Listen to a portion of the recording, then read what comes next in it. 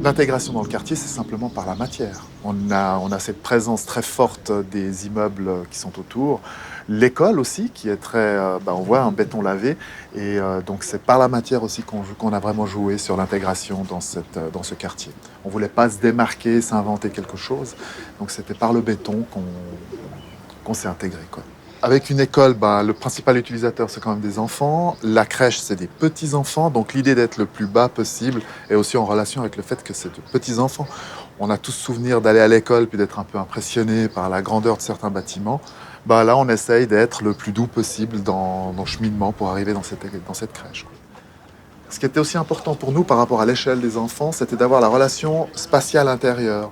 C'est-à-dire qu'il y ait un souvenir du cheminement, c'est-à-dire qu'il y ait une mise en scène du cheminement. Et on a vraiment aussi, on joue avec les hauteurs. Et puis,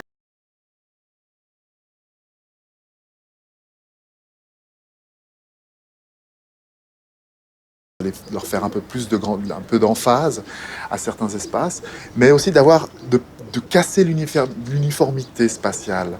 Et ça, c'est un des exercices qu'on a voulu mettre en place ici et qui, je pense, est réussi. Moi, je dirais que c'est la crèche au portique, dans le sens où elle permet aux gens d'être sous sa protection, mais à l'extérieur et en relation avec le quartier. Et ça c'est le côté public, et le côté parc, c'est vraiment d'avoir une crèche qui est extérieure. Parce que quand on est dans les salles d'activité, que ce soit en hiver ou en été, on est tout le temps en relation avec le parc, et on a vraiment cette possibilité d'ouvrir complètement la crèche sur l'extérieur.